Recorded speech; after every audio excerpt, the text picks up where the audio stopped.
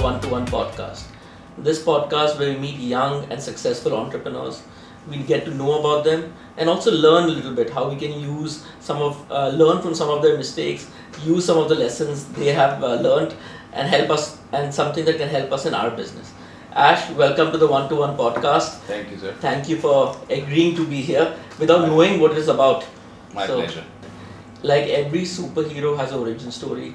Malkish is such a beautiful setup, been there for a long time. Tell us how Malkish, the brand, got formed, what does it mean, and your story, how you joined it. Sure. So, of course, this story goes back almost 40 years. It's a family-run business. So, my dad was in the loose diamond trading. And from a young age, right from school and college times, I used to love going to the office and see what's going on there, We loved playing with the gemstones and the diamonds at that point. So, I was quite fascinated with this whole thing. Yeah. And that's what pulled me towards it. And I always, wanted this is something we're working with, it's all nature-based. Diamonds and gemstones, they come from nature. And that's what intrigued me a lot to get into this kind of a line, So that's what it was. Yeah, okay. So Ash, tell us, about Malkish, how it's a very interesting name. Haven't heard that before. Right, so it definitely is a very unique name. So what it means is my mother's name is Mala and dad's name is Kishin. Oh. And that's how the brand comes into formation, Wow. So, and we've realized that the name has worked out for us. It's been quite lucky. And it sounds quite different and very international as well. So I think that's what we've taken ahead and it's moving pretty well. Yeah. Every entrepreneur is influenced by, people in their family or certain entrepreneurs that they have seen growing up. Right. Tell me some of the influences you have had in your life growing up that have shaped you into the entrepreneur you are. So, I would say, of course, I do follow a lot of famous people, and I love reading autobiographies of them. Also, luckily for me, I've been in a Sindhi business family. So, I've seen a lot of family members being very successful around me. I think initially that's what inspired me, to become an entrepreneur and take things ahead. So, one thing that you learned from your family members that you'd like to share for the audience? The good or the bad stuff? We'll start with the good. Of course. So see, I've seen a lot of, if you study the Sindhi community, there's a lot of rags to riches because we're not a very old community. They were, when the partition happened. Yes, exactly. When the partition happened, a lot of them, they had to leave their homes and everything in Pakistan and they moved to India. So I've seen a lot of rags to riches, as in a lot of our family members have come from scratch and they started in maybe in the last 30, 40, 50 years. They've done amazingly well for themselves. So I take that as an inspiration. And I try to take that forward, as when these guys came with pretty much nothing and they've taken things to another level completely, Yeah. So Ash, you've been showing me around the jewelry store. I've been seeing some of the pieces. My wife, like any Sindhi lady, loves to buy diamonds. Lots of your designs seem very international. Where does all the inspiration come from? So, this goes back a very long way. When I first got into the business, when I joined the family business about 25 years ago. So I joined the family business, but my father was of the opinion that I better go out and learn somewhere else, So at that point, I went to New York after my graduation. So he kicked you out? Pretty much, yes. You can say that, Yeah. And I think it was a great thing because that's what actually made me what I am today. Yeah. So yes, he kicked me out and I went to New York. I did my gemology there. And I also worked with an American jewelry company for about 6 to 7 years and lived in New York as a bachelor. So that's a story for another day. That's a different podcast altogether. Totally, absolutely. Can't be shared here, but yes. So let's come back to the business part of it. So yes, I was in New York for many years. Did my gemology there, was working with an American jewelry company and that gave me a lot of experience for the international markets. So I studied a lot of high-end brands like Harry Winston, Cartier, Tiffany. I used to see the kind of pieces that they would do. What would sell in the the upscale society of New York or London and places like that. So I think that's where a lot of inspiration does come from for the international kind of designing. And then we realized that's our forte and that's the kind of clientele we also attract today. Right. So that's where the inspiration is from, yes. Every entrepreneur, every business family has its ups, has its downs. Sure. Obviously we'll talk about the highs, but the real learning happens in the low period. And would love to know, have you seen any period which was rough and what did you learn from that? So of course, as you said, a businessman does go through a lot of ups and downs. There's been many in the last 25 years. But what I vividly remember would be the COVID times. So when first COVID hit, of course, none of us knew what to expect and how long that would go on and what effects it would have on us or the business. Initially, it was quite scary as well. But I think in a few months, initially it was as it hit us badly, we didn't know what to expect. But after a few months, actually, we kind of digested that. And I think it was actually a blessing in disguise because we came up with different ideas, different means of doing businesses. We got more into our digital side of the business. We try to enhance that more. We started communicating with our clients more on email and WhatsApp, which earlier we did not do that much. And that resulted in a lot more business, So I think it actually opened up avenues instead of closing them up. So I would say it was a great experience. Something from bad, I think, went to good or better. So that did work for us, So we've been learning about Ash, the entrepreneur. the things that he has learned, from COVID, from his family. I want to know about Ash the person. Describe yourself in like 3 adjectives, 3 positive ones. 3 adjectives, huh? Yeah. It could be sentences, 3 sentences, max. I just had one word actually. I was thinking fun. Fun. Lots of fun. Let's put it that way. That covers 3 words. But yes, I guess, of course, we know each other pretty well now. Yeah. So yes, I think love having a good time in life. I think that's the real Ash for those who know me. And so there's a lot of discipline as well. I feel in my nature there's a lot of discipline, which is what that takes for the business side of it. But there's the same side. I have a lot of fun. I enjoy myself. I like to travel, have parties and stuff like that. Yeah. So that's the other side of me. So and I guess I've balanced it pretty well, and that's what works. Okay. Yeah. So you think marriage helped you in balancing it? I guess so. Had it not been, it would have been a different story altogether today. But yeah, of course, marriage does balance you out, makes you more stable, I guess. And then you're more focused to achieve your goals. So yes, marriage does that. Selling to the Indian market, especially the ultra HNI Right. market, is jewelry a very emotional buy for many people? Tell me how you encounter people and how you deal with them. So yes, I would say for Indians, definitely jewelry is a very emotional buy. And it's something that they believe has not only investment value, but something that passes on for generations. That's what parents look at. So they'll gift their daughter at the wedding time. Yeah. And obviously when that girl, has her own kids, she gift it to them and it moves on ahead. So it has a lot of ancestral value as well. So it's something that will go down for generations. So we, of course, we have a lot of families that we work with. And these families have been with us for many generations. My dad took care of them or serviced them earlier. Wow. And now their kids or their families are with us today. So ours is more like a very family-oriented business, So we work with these people, and then for generations we go on together, and we create unique pieces, something that is customized especially for them. That's what we do. Any piece that comes to mind which has like emotional value, or you still remember that you created that? Would love to hear about that one piece.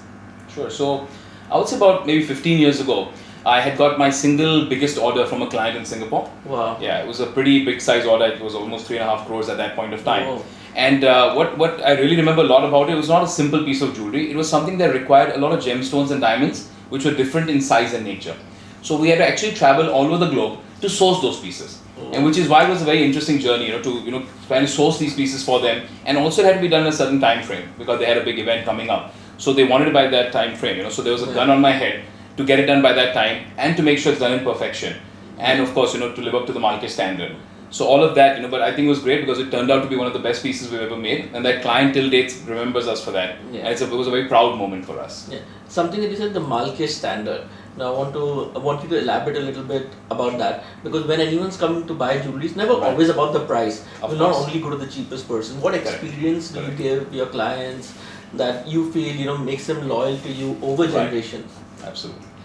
So yes, you rightly put it. It's not only about the price, and these days I think people understand quality. They understand product a lot more because people are well traveled. They've seen a lot of things all around. So I take a lot of inspiration from bigger brands, bigger international brands, because I see they're very precise in their the perfection and finish or everything that they work on. So there's a lot of detailing that they look at. So we've tried to stick to that. So we follow a certain standard or protocol. That each and every piece passes through a lot of quality control checks. Yeah.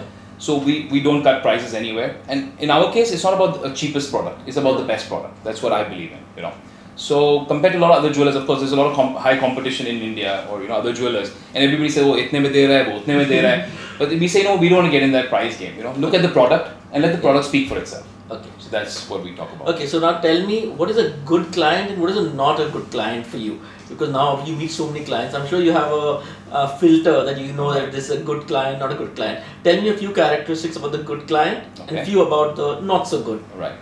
So again, most might think a good client is one who just buys from you and buys big, but not necessarily. So even if somebody buys a small piece from us, right, one small single ring, which is maybe 30, 40, 50,000, even that's a great client for us. Wow. As long as the client is happy with what we do and they make us happy as well.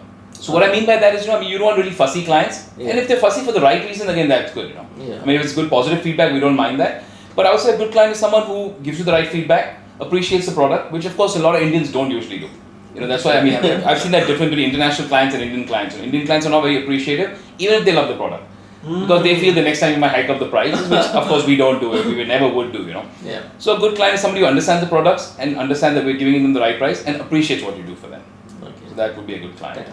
So tell me certain misconceptions about the jewelry market or the diamond market in particular, because many times you go to jewelers, you have a little bit of a bias. You know, are they trying to like make too much money? You Right. want people to make money, Of but you course. don't want to be taken for a ride as well. True. So what kind of misconceptions do people come, and how do you deal with them? Sure. So a lot of misconceptions about the jewelry industry, you know. So to begin with, a lot of people think, of course, you know, that these jewelers make a lot of money. So what happens is the jewelry as a product, Looks like a lot of money here at least. well, it's a lot of money luxury. being spent here. Money spent. But don't worry, we're not making it all from the clients. So a lot of misconceptions about jewelry where they feel the jeweler is making a lot of money. Yeah. What happens is because jewelry as a product is expensive, right? True. It's an expensive product overall. So when people say, oh, they hear these big figures, they think there's a lot of money being made by the jeweler. So not necessarily the jeweler is making that kind of money. Margins are limited. But it's just because the values are so high, it just sounds, you know, rings a bell. Oh my God, it's so expensive. Yeah. You know, but not necessarily it's expensive. It's just the cost of product is very, very high. True. So that's what it is, you know. Yeah, and jewelry used to be an unorganized sector, primarily. Right. But now I see a lot of people are getting organized, getting more corporate in their Correct. thinking. True. Tell me, what change have you seen in the jewelry industry since you have joined? So there's a lot of changes that we've seen in the last 25 years in this industry. I would say in the last maybe 5 to 10 years, you've seen it a lot more. So earlier it was very, very unorganized. It was run by small mom and pop kind of stores, Yeah. you know. But now you see a lot of corporates getting into this business. You know, you see other top brands getting into it, Yeah. and they go in, you know, they open maybe 50 or 100 stores all over the country, which I feel is great for the business because they're even marketing diamonds. So at the end of the day, the product is getting marketed. Yeah. And of course, there's a lot of, there's different niches in the audience, you know, that, they will cater to a certain niche, we will cater to a different audience totally. So I feel for the overall business, it's great that there's more brands and more stores coming in. True. Of course, there's a little bit of competition, but that's fine as well, you know, that's bound I to think the happen. industry is growing, but the Definitely. margins are probably getting a little tighter. Margins are getting a little tighter, but I also feel there's a lot of transparency today. So back in the day, there was no certification, there was no, it was just, okay, you knew the jeweler or your father knew the jeweler and that was about it, you know. Yeah. Today it's not like that. Today, yes, they need to know the jeweler, but they need to know a little bit beyond that also. So you have to give them, there's a standard product, there's certification done for the diamonds, there's the right pricing. So all these things have come in, you know. So I think there's more transparency, which is great for the consumer today. And the consumer also is more informed about what they're buying, which wasn't the case back in the day. Back in the day, it was just blind faith, you know. Today you have faith backed up by all of these. You know, Indians love jewelry. They've been, as you said rightly, they've been pieces passed on from, generations to generations. Right. But at the same time, today's generation has their own aesthetics. They do. So tell me the trends in the jewelry industry, how do you balance it, and how do you cater to everybody? Sure. Very interesting point because, at our place we get ladies who are maybe 65, 70-year-old, who are the grandmothers, and then we get their grandkids who are probably 18 or 20 years old. Right. So we have to cater to both of them and eventually satisfy both their needs, you know. So yes, Indian jewelry is very traditional. You know, it was something that's passed on, and the styles that were done earlier were very traditional, had a very Indian touch to it. You know, Yeah. what we're trying to do today is we're trying to create a fusion, something that a 65-year-old lady is going to love, and an 18-year-old granddaughter also would love it. Tough. Tough, but it's fun actually. It's fun. There's more creativity. We have a team of great designers working with us. So we try to create pieces which could adapt to both those audiences. Having said that, of course, there are certain pieces which will work for either our audience. We have lines created for the younger ones. We realize the younger generation prefers more lighter, delicate, more daintier pieces. Yeah. Pieces that they can More wear all daily the use piece. more daily, exactly. Yeah, that's what my wife says. If she can't wear it, think of wearing it daily, then she'll Correct. be like, it's just lying in a locker. Absolutely. And it's like not fun for her to, own that piece. Absolutely. So older generation, yes, the older generation they prefer the heavier pieces, the bigger, chunkier diamonds. Yeah. What they would do. But that again eventually ends up in the locker. That's not something that you can wear. But the good thing there is, of course, it's sitting in the locker. It's actually getting more, higher in value today. From an investment perspective, it works out pretty well. Younger generation is more practical. They want things that they can wear all the time. You know? So we've designed pieces for both these audiences. So we have light, delicate pieces right from 25 to 50,000 or 1 lakh range. Then we have pieces at 10, 15, 20 lakhs also for the older audience or the traditional audience, which they're going to use at weddings or events like that. So we cater to both those sides of the audience. Yes. Okay, thank you. Like every interior designer has their own aesthetic, but obviously you'll go as per the client. But Right. what's your personal style when it comes to jewelry? What do you prefer? What do you enjoy making or gifting to your loved ones? So again, I guess my taste will be more on the modern side as compared to the traditional, being well traveled and being from this generation. So I think I prefer the more younger, dainty, or the so-called day-to-day wear pieces. I would prefer that. So what I take a lot of personal interest is in creating pieces for my wife or my mother. Wow. Those pieces I look into personally, And even my karigars, actually, they think it's a big headache because that process actually lasts for maybe a couple of months. As again, making a regular piece of jewelry takes us a couple of weeks, but those actually last for months because we go through a lot of trial and error. Right. We don't like it, we'll break it, remake it, break it, remake it again. Yeah. So those pieces I hold very close to my heart because it's something I want to see them wear every day, on an everyday basis, Yeah. So it's my pride in there. So I make sure it's done in the right way, and also for the brand, people are going to see them wearing it, and they relate that to our brand, to Malkish Jewels. So I got to make sure it's So done have the you right ever gifted way. your mom a piece that your wife said, you made it better for her than you made it for me? So I've tried to keep that safe. So for mom, it was more before I got married. Now, of course, the focus is more for the wife. But luckily, I think they both get their own pieces, and they're very different tastes, So I think we balance it out there. Keep both and the women that happy. shows Malkish can make sure that even somebody who's senior versus someone who's younger can both be happy. So we satisfy both our So audiences. you do it in the house first before claiming to do it for others. Yeah. Absolutely. Yeah. Whatever. It all starts at home, right? Having a jewelry showroom, festive season must be really busy. And obviously, you're having to work late because H&I clients will probably come after work or on weekends. Right. So how do you manage work-life balance? So yes, it does get tricky at times.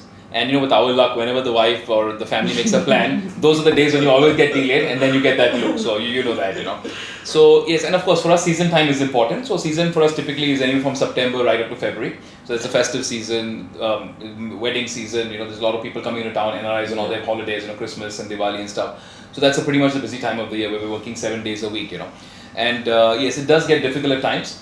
But I think now everybody's really, the families also realize that this business is important, and when there is work, there is work, and when there's not, then there's not, So I feel we do maintain a good work-life balance, and then whenever there's spare time, of course, you give time to family or your personal hobbies or things like that, So I do maintain that quite a bit, quite a bit into my exercise and stuff. So I do maintain that. I kind of balance it out with that. Yeah. So what do I do? So you mentioned exercise. Right. Would like to know what things you enjoy doing outside work. So yes, I've been into CrossFit for the last 7 or 8 years. We have the thing in common. Yes, we do. Yeah, and it's great. I think it's a great way to have one of the best body workouts you can ever do.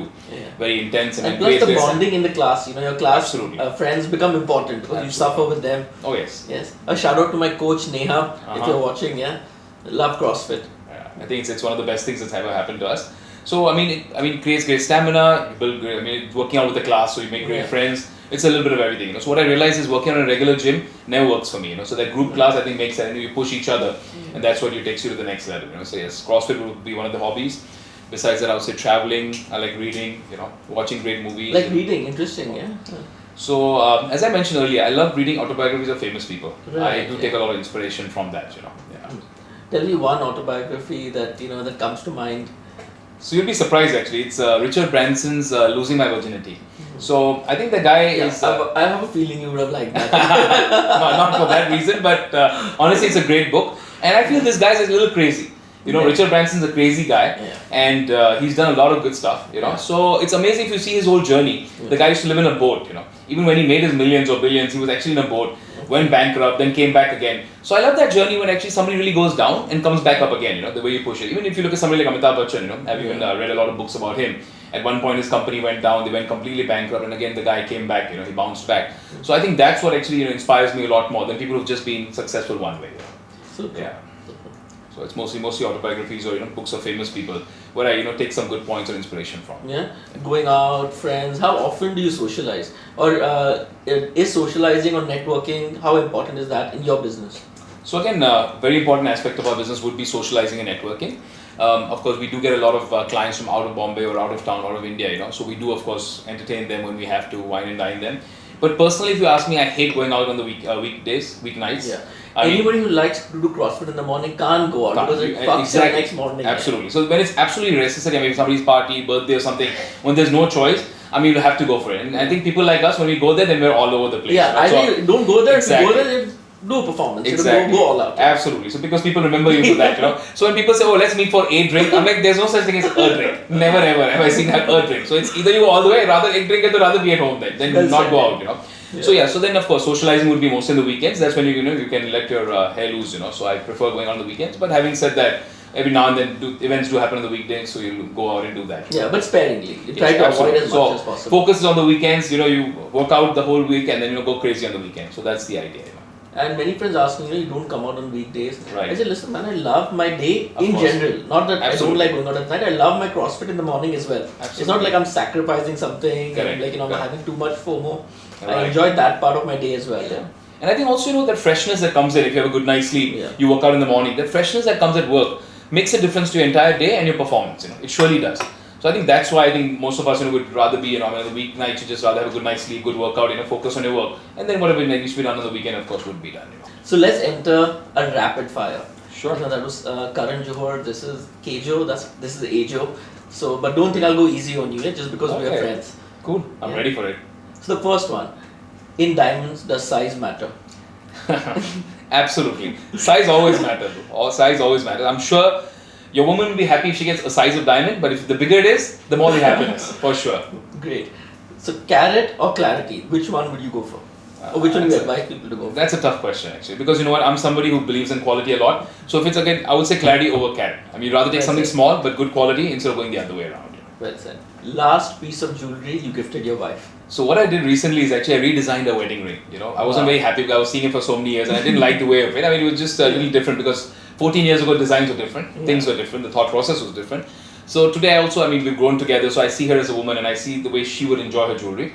So I took that piece, we broke it and I remade it into a beautiful different kind of piece. Wow. Again, we went through that process, we broke it down 3 times till I was actually satisfied or happy with it. But that's the last piece of jewelry which I gifted her recently again. Wow. Yeah. The one tool you can't work without. Okay, so I think WhatsApp would be our biggest tool today because this is how we keep in touch with all our clients and for us sending videos, sending pictures, getting orders, everything is on WhatsApp. So fortunately or unfortunately, that's the way I would say 70-80% of business comes through WhatsApp in some way. So you don't follow those gurus who say delete WhatsApp from your phone? Absolutely, I can't actually because today it's all on WhatsApp and most of our business with our international clients is all on WhatsApp. Great way to keep in touch with people, I think also. So for our business, this WhatsApp definitely works. First thing you notice in someone else's jewelry. Okay. So that's something I always do. Whenever I go, if I'm at a wedding event or a party or something, the first thing I notice is the woman's diamonds. I do because that's something that comes subconsciously to me, and I'm always looking at what kind of design it is, what kind of quality it would be, trying to ascertain that what kind of money they might have spent on it, and then of course sometimes that even works out as a good pitch for me. I'm like, oh, nice, beautiful piece of jewelry, and that's a conversation starter as well. So yes, noticing the jewelry, talking about it, and hopefully making them a client someday also kind of works. So when the lady tells Ash the eyes are up here, that means you're looking at the jewelry. Only the jewelry. Only for jewelry. That's perfectly correct, yes. Okay, tell me about your vacations. Mountains or beach? Choose one. I'm more a beach kind of guy. Believe it or not, I'm beachy, yes. Not bitchy, but beachy for sure. Yeah. So, my son as well, I've got a 10-year-old son and he also enjoys the beaches kind of holidays because we're somebody we just like to sit at the beach, chill all day, do pretty much nothing, and we love that, What's your star sign? Aquarium. Water baby exactly. Anyway. Yes. So as a matter of fact, I've been to Thailand, to Phuket maybe 20 times. Yeah. People really wonder what am I doing in Thailand, but honestly it's more, I'm a scuba diver. I love doing that, so that's why Thailand, Phuket very often. So at least maybe once a year or even twice a year. Diving is on my 2024 wish list for sure. Have you done it before? No, never. Oh dude, it's a lot of fun. Yeah. You must try it. And Thailand would be a great place to do it. Did you ever have a crush on a client? Yes, I sure did. Many times, but before I was married. That disclaimer needs to be on there. So, yeah. So, you see, it's a great business. Luckily, I've come across a lot of beautiful women. Yeah. And I've been in this business about 25 years. Yeah. Out of which the first 10 years I wasn't even married. Yeah. So, yes. So, there's been a lot of crushes and met some very nice, interesting people along the way. But we'll leave it at that. Yeah. Gave a discount to a girl just because she was pretty. That has happened as well. Yes. And then it was tough to answer back to my team why I would do that. But I'm like, in that case, I'll pay the difference and we'll just close that there, Yeah. A celebrity you would love to design for? Okay. You know what? You'd be surprised actually. It's not a woman, but it's a man. Ranveer Singh is someone I'd love to design for. So I don't know if you have noticed this, but in Rocky and Rani, he was wearing a lot of jewelry. Yeah. As a jeweler, of course, we noticed this. I was looking at the details of it, and I realized there's a huge audience. Men would love jewelry, and after that movie, actually, we created a men's line, and we started selling more and more men's pieces. So I think he's got that style, and he's somebody who can carry something that's funky or a little different, or a little crazy, or out of the box. So he's someone I'd actually love to design for. Men's jewelry. Yes. Last movie or book that inspired you? So I would say The Wolf of Wall Street. I mean, I've seen it many years ago, but I actually happened to see it a few days ago again. So I think that power again just came into me. So I think that he's a great actor, and that movie actually is a great depiction of business or being an entrepreneur. Yeah. Made jewelry for a client that you didn't like at all. So that happens, but never really happens. And I'll tell you why. Because if we make a piece that we're not happy with, we'll probably break it and remake it again. So we make sure that it's not a bad piece going to a client ever. Okay. Yeah. Had a bad experience with the client and the client never paid you? We've had those kind of problems as well. Yeah. See, the thing is with Indians or Indian clients, they always expect, they're like, oh, tum jante nahi main kaun hu. That kind of thing, So somebody recommends them or they come through a referral and they expect that you give them credit, So we have burnt our hands in the past. But nowadays we're a little bit more careful about that, So it doesn't happen as often as it did back in the day. Right. But yes, we have had bad experiences. Being an entrepreneur and especially having a young son or young kids, right. You always look to the future, you look to the succession plan. Correct. Is Malkish something you want your family or your kids to be involved in? What's your vision for Malkish and for the next gen? So yes, my dad started this brand about 40 years ago. I've been involved in it for the last 25 years or so. So definitely we would want it to go ahead, the name to go ahead, move ahead. And eventually we would want that, we have boutiques because we don't believe in the store system, but more like a fancy, like a stylish boutique in the major cities of the world, Wow. So I'd say we'd love to cover New York, London, Dubai, things like that, So I have a boutique in one of these places. So catering to the audiences that we have in those countries, Wow. So that's why. And yes, talking about the kids or the next generation, So I feel going ahead, the traditional way of things that we were doing, that's going to change a little bit. So they'll have a more modern approach to the whole thing. And I hope, if he does get involved in the business, he takes it ahead in a little different way, I would say it would be more on the digital side of it or more with the AI side of it, So maybe carry on the same business, but in a little different, more futuristic way. Yeah. Have you explored blockchain or any other technology to prove authenticity of diamonds? Has, those kind of conversation business been coming up nowadays? Because I've been seeing De Beers and a couple of other people using blockchain to record the authenticity of diamonds. Correct. So if it gets sold in the secondary market, that certificate can be passed. Right. They don't need to come back to the jeweler to verify it. Any thoughts on that? So yes, there's a lot of talk going on about it, and I think in the future going ahead, it is going to happen. But of course, right now we haven't got into it as such. But I see that it will be used as a guaranteed authenticity going down ahead in the future. Great. I think they speak when, I think the saying is true when they say, the more you learn is the more you earn. Right. So as an entrepreneur, how do you upskill yourself constantly? Or what endeavors do you do to upskill yourself? So firstly surround myself by good people. I think that makes a big difference. That's one of the most important. Absolutely. So network with the right people, hang out with the right people. I think that itself is... growth-minded people. Absolutely. So that I think we've been doing that a lot. Yeah. And besides that, of course, I do follow a lot of, there's some business coaches that I do follow. I haven't extensively got into a program or such, but I do follow them. I listen to the podcast or I listen to them on YouTube. Read a lot of business books as well, which kind of improves you or gives you ideas to put forward. So that's what I'm into right now. Yeah. If you could look back at a 20-year-old Ash and give him some advice, life advice, what advice would you give him? You don't have to be that crazy. That's what I would say. So of course, if I knew what I knew today, if I knew that 20 years ago, life would have been a totally different story, totally different game, So, but I guess that's the way life is, right? You only learn, with your mistakes or, falling down is what teaches you. Yeah. So yeah, going back, if I had a choice, there's a lot of things that I would have changed. So you mentioned, a few things in the past you would have liked to change. Obviously we can't. But Right. if you could, you had the power that you could change one thing that happened in the past, what would that be? Okay, I would think, the aggression or the thirst that I have for business today, which I think came a little late in life, okay, that should have come in a lot earlier. So not only for business, I would say for a lot of things, even for my CrossFit. I actually got into CrossFit about 8 years ago. Yeah. I'm 45 today, so I got it actually 37 years. Yeah. I think that's very, very late, Today, of course, kids are getting into fitness or exercise a lot early in life.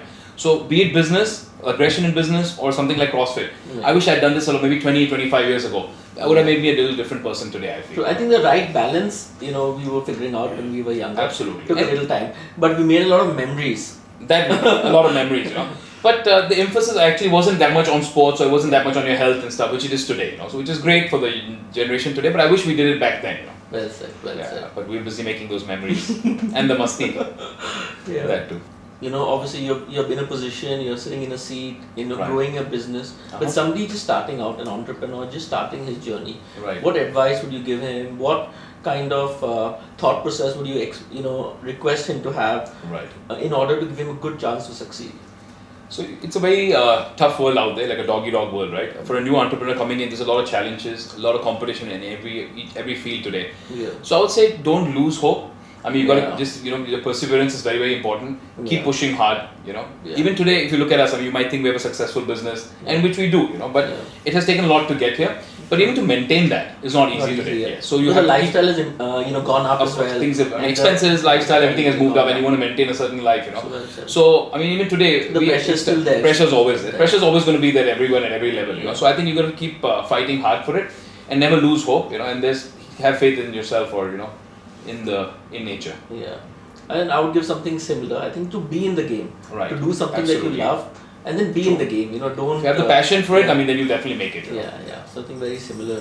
Balance. Okay, now you're married. What marriage tip will you give? I think you have a successful marriage. You're a happy marriage. You are always smiling. Right. Well, that's the first thing I think I learned. Always smile. Always smile. So the world thinks you're happy. I think that's the real trick. Yeah. Sorry. So coming back to what you're saying, what's a good marriage tip? Tough one. Be good. Be faithful. Do the right thing. Right. And what age is the right age to get married? There is no right age, but what age would you suggest? I'd say push it as much as you can. Take your own sweet time. The further you push it, the better it is, because make your own experiences in life, move around, travel around, see the world, see things, and then get down. Because let's face it, marriage does tie you down, not in a bad way. Yeah. It does tie you down. Anchors you for the good things. Also, anchors you as well. Yes. Yeah. But I'd say do it at the right time. So if I may ask, what age did you get married at? 28. What do you think about that? I think at the perfect age, because I think after marriage I got a little more serious in work. I think I was too playful before getting married. Playboy, yeah. And wasn't serious. Once I got married, I felt a little more responsible. Right. That I could be a fuck up on my own. Correct. But with somebody around, I didn't want to be a fuck up for them. Exactly. So that helped me get a little more serious about work. Also, I think she saw some potential in me. That I'm like, okay, man, okay, maybe she saw, maybe I have it. That gave me that little bit more confidence that I needed at that time. And I'm sure she saw the right thing, and she's pushed you in the right direction now. So, yes, marriage does bring a lot of stability into life, and you're answerable to somebody in a way. Yeah. Not directly, but you feel, mentally you feel that you are responsible or answerable to a family. Yeah. But everything has two sides of it. Sometimes you feel, because we are free-spirited people, you like to do things at your own time, whenever you want.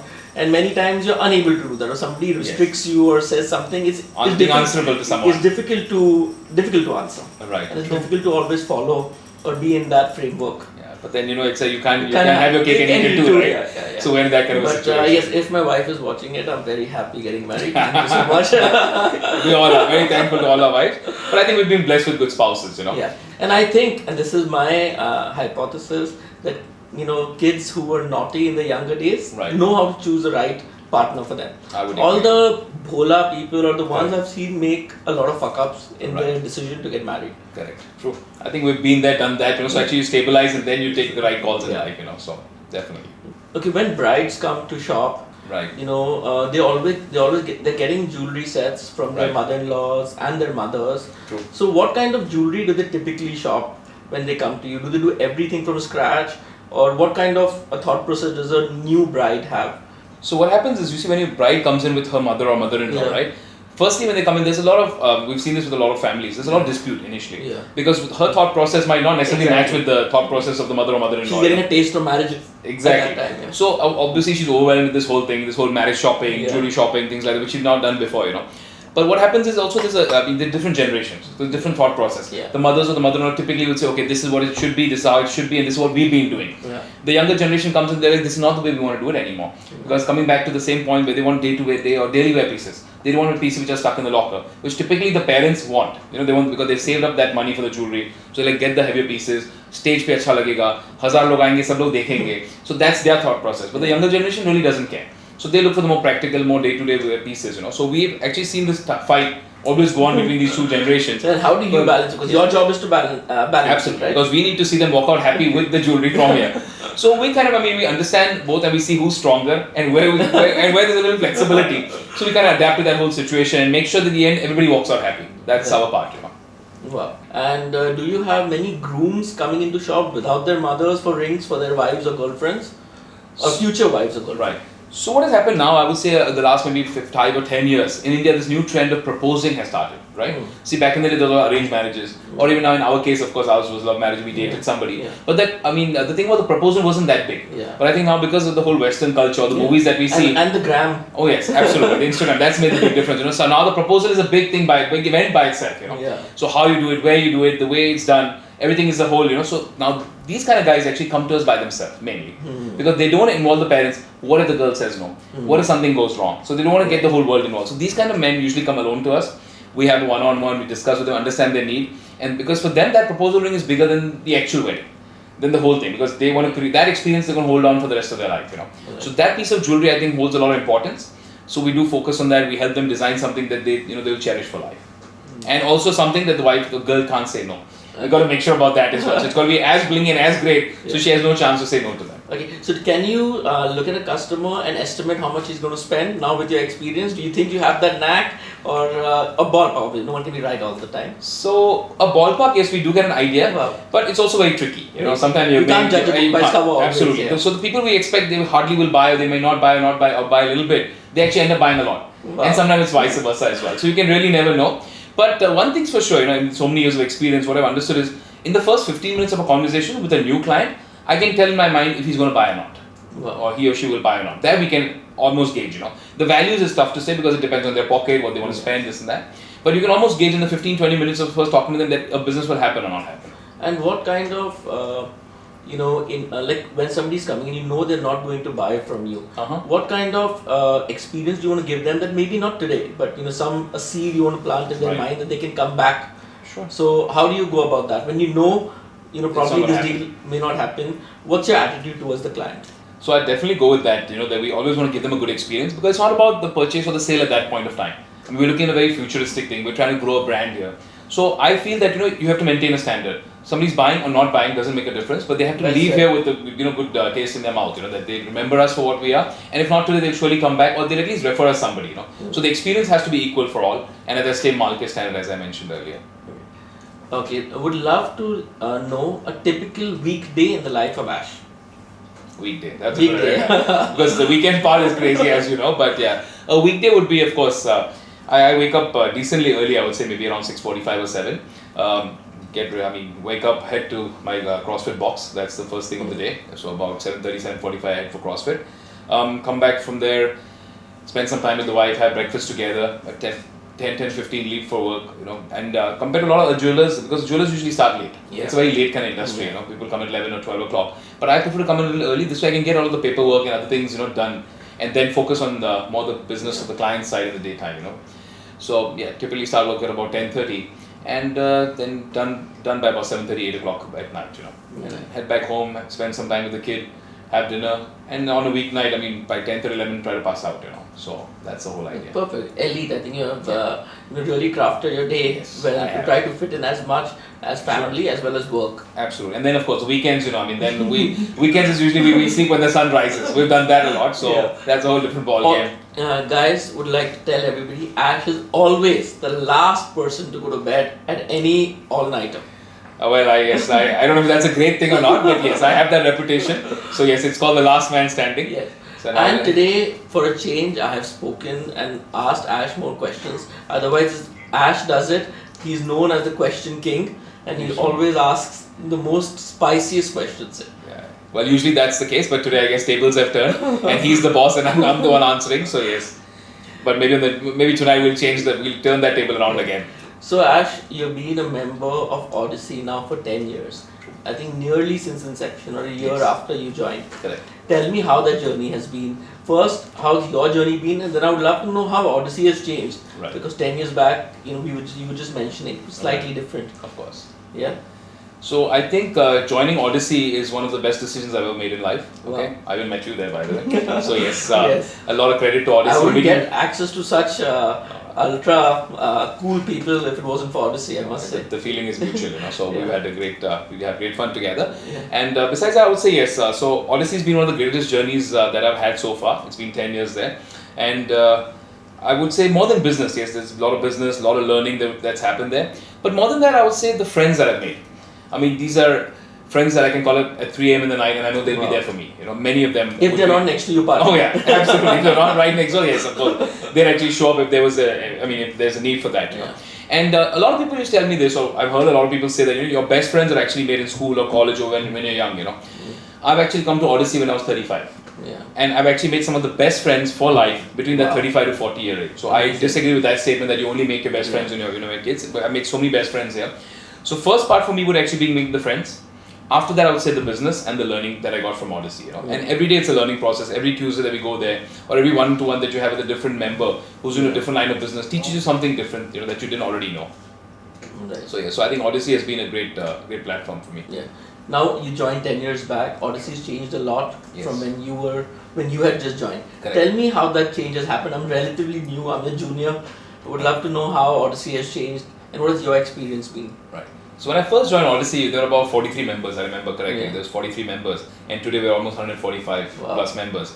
So it's been an interesting journey, to see so many people come, and for a lot of people did leave. Yeah. So there's a lot of transition, you see a lot of new people coming in, old ones going out. So I think what we did, or some of us, or at least the founder members and people who joined in my time, we held on, we held on and we had that faith in the system, and which is what made us go on for so many years, So the changes I would see is, of course, business-wise, things have changed. Obviously, the more members you have, better your chances are to get more business or more referrals, and vice versa. Sounding like a DC already. Well, some influence has rubbed off in there, but so I see a lot of changes in a very positive way. Yeah. And as you also earlier mentioned, we have entrepreneurs from different stages. So I guess you learn a little bit from everybody. Yeah. So if you have a Jatin Bhai who's doing maybe a 500 crore turnover, or if you have somebody doing a small little business, maybe doing a few crores of turnover, or even lesser than that, I think you can learn from both of them. Yeah. There's different things you learn, or different challenges they're both facing, and I think you can take the best from both of them. So that does help us also. And I must say, I've not made such close friends as you have, Right. but there's always a feeling that if tomorrow there's a thing, I can call people from the chapter and they'll be there. Absolutely.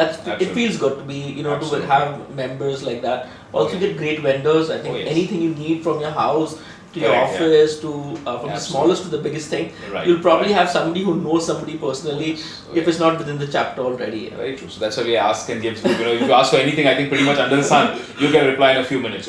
Talking about that part, talking about 3M friends or somebody close enough to help you out if anything goes wrong. Just to give you an idea, in COVID, I actually had a bad attack of COVID and I had to be admitted to the hospital. And it was actually an Odyssey member that took me there to the Leelavati hospital and got me checked in, Yeah. And that was Kunal Jain. So So he's the most plastic member. Absolutely. So yes, in the true sense of the word, the 3M friends are there. So Well said. Yeah. Well said. So now with your experience, when you see a new member join in, like fresh off the boat, Right. can you see, will he be a good member? Can you judge a little bit, will he stay in Odyssey long? I feel I'm now been, I think, 3.5, 4 Right. years. I feel I get a sense when somebody is joining, I'm like, will he do well, will he not do well? So as a business owner or entrepreneur, I think you get that instinct does come in you. Yes. Like we discussed about how you can tell if a client is going to buy from you not in the first 15 minutes. I think that stands similar for an Odyssey member. If somebody comes in and joins in, and you have a conversation with them, even before they join in. I mean, even if they're a visitor, right? Because I'm also part of the visitor closing, so many times I do have conversations with them. And I realized at that point you can almost tell if this person will be a member or not and how long he would last. I mean, would he be good for the chapter, would it be good, or will he carry on for a long time? So I mean, 15-20 minutes in a conversation you can almost tell from somebody's enthusiasm or what he's looking for is that he's going to be there. So when I joined Odyssey, what was your first impression of me? Then I'll tell you what was my first impression of you. I thought you were as a fun guy. Yeah. I didn't know you'd last that long, honestly. Fair enough. Yeah, I didn't think so. That's the you proved mistake that was wrong. Yeah, so Including me, even I didn't think I'd last this exactly. long. So we both proved ourselves there. So you proved ourselves wrong there. Yeah. Cool. That's great. My first impression of you was, a really good speaker. Every 30 seconds, you gave that respect to the 30 seconds. Every 30 seconds you showed up, represented yourself and your company well. I'm like, man, that's cool. That guy comes with full enthusiasm. Right. I think that's what it's all about, right? It's always about that enthusiasm. I mean, it could be a BNI meeting, could be a party, could be an event, could be a client. Yeah. I think if you show enthusiasm, people see that and they reciprocate accordingly. Then it took me then I wanted to do a one-to-one with you, but you didn't give me time. Then I said, fuck it, I don't want to do a one-to-one with them. And I think your wife and mother-in-law came in before you did actually. They came over to see some jewelry, but I think we've done more. We actually haven't had a formal one-to-one, but we had a lot of informal ones for sure. Yeah, now this is for the record, for everybody. Actually, this is the real one-to-one. Informally, we had a lot, but formally, we haven't done one, Informally, we also had one where we were in the swimming pool at about 6 a.m. in the morning after having a crazy night. So, yeah, that we've done. Thank you, Lamitaj. Yes, absolutely. Thank you, Zarna, for that. Yeah. So we did a rapid fire about, Malkish. But I want to do a rapid fire round of you being Odyssey member. Ask you 10 questions that will put you on the spot about Odyssey. Okay. And you've always been truthful, upfront with all your answers. I expect that same candor in this round as well. Let's try that. Your favorite Odyssey member? Wow. Could be you. No, but I would say Kunal Jain. I think it was also because we served on the LT together, Yeah. so that made a difference. You have been a past president and one of the most popular ones where people remember your term. I don't know about that, but thank you. No, you are. There's absolutely no doubt in that. And with anybody with your personality can make out that you would rock it on that chair. Alright, thanks. A favorite term apart from yours? I would say the last term that just went by, because I think Ashwini did a great job. I mean, he came back as a president after many, many years. Very candid guy and very brash when he has to be. But I think that's great, So he would, he wouldn't favor anybody. Could be anybody in the chapter, but he was on point. So speaking of second term for Ash, yes or no? No, not yet. An Odyssey crush. I think I'll have to skip that because I don't want these things to get publicized. That we'll do off the record someday. Sure. You staying in Odyssey for love or money? Both. Okay. Ever met a member that you absolutely did not like? There have been cases. Yes, there have been. Okay. One thing you'd like to change about Odyssey? So I feel a lot of people have this misconception. I mean, I know this is a rapid fire and I should not elaborate on this, but I will do that. The focus is not on the business as much as on the socializing. So I think the focus needs to be more on business first, because you have to realize what you've come there for. Yeah. So people need to realize I'm here for business. That's my first priority. Everything else will follow. The socializing, making friends, everything will follow. So focus should be business to begin with. From that, one piece of advice you'd like to give for the coming term? Just be natural, be yourself, and I'm sure you guys will do a great job. Thank you. How do you keep yourself motivated to take part in Odyssey, even after being 10 years, in Odyssey? I feel the new members. The new members, the churning of members. When you see new people coming in, obviously you want to make new friends, new connections and stuff. That's what keeps you inspired, I feel. Keeps you going. Do you think Odyssey focuses too much on quantity versus quality? Or we have got the right balance? I think we have the right balance. I mean, every now and then that will happen because there's pressure from different places. But I think on the whole we have great quality. And because I have friends or I have people that I know who've been to a lot of other chapters, and then when they come to Odyssey as a visitor, or they see Odyssey, or if they come in as a substitute, their words about Odyssey, what they say is amazing. So you can tell there's a difference between us and all our other chapters. Use the product or service from an Odyssey member that you did not like? Yes, happened a few times. Okay, so let's talk one new member who's a superstar and one stalwart who's been there is a superstar. Give me two superstar members, one from the newer gen, one from the old gen. So from the newer gen, I would say definitely Nishit. Nishit looks very promising. Yeah. I've actually done his OV as well. So from that day, yes. So from that day onwards, I think the guy has great energy, and that should work well for him. Yeah. And from the older lot, there are many, but one that you won't name. So I would say a person who does everything right is somebody like a Jatin Parekh. I mean, I have a lot of respect for the man because I think he's done everything correctly, and he's always. I mean, you see him everywhere, and that visibility is great. Yeah. Okay, one Odyssey party that you got really high, or you probably don't remember. It's happened a few times actually, but I would say the last Limitage party where I think both of us were a part of it. So it's a little bit of a blackout right there. The last one, not the first one. Yeah. Yeah, so I'd like to erase that from my book and start fresh the next time. Yeah. Guys, if anyone knows Ash, never offer him a cookie. Don't do that. Okay, tell one male member and one female member who you think is really stylish. Good question. The male member, I think you'd be one of the stylish ones there, for sure. Firdaus is pretty stylish too. Yeah, and in the women, it'd be a tough competition right there. There's a few of them who I feel are quite stylish. Say one, don't be a politician. Oh no, it'll be tough. I'll say a couple of them. Please, let me do that. So I'd say here, Dipti and Alisha. I think no one will, contest that one. I think. Thank God. That's what I'm hoping. Okay. One networking mantra that you have followed in Odyssey that has helped you. Make more friends. When you've been on the LT, one member who always spoke in the meeting, who kind of disturbed you in the meeting. Well, I wouldn't say there was one of them. There were a bunch of them. So it's hard to take names because there's always, you hear people talking in the room. But as an LT, it's you gotta have to control them. And I also feel if you make the meeting more fun, humorous, and interesting, you'll have less of that. Exactly, you'll have less of that. So it's in the LTs and how you control things. So you'll always have a few people who are talking here and there, but it's in our hands how to control them. Yeah. In your all-time T by FCBs, have you given more or received more? I have given more. Yes. Always a giver. That's what I try. Yeah. Givers gain, as we say. So Ash, we come to the end of the one-to-one podcast. Thank you for being so candid, so open, and such an awesome host. It's I been a think the pleasure. coffee, the food, the full experience, not only the way you treated me, but also the entire staff that came along, speaks a lot about you. Thank you so much, My Ash. pleasure. Thank you. It was great having you guys. Yeah. And Odyssey Walo, like, share, subscribe, and look forward to having more of you on the one-to-one podcast. Thank you. So thank you guys for having me on the one-to-one podcast. It's been a great experience. It was a lot of fun working with all of y'all. And if you guys liked what we did, please like, share, and subscribe to us. Thank you.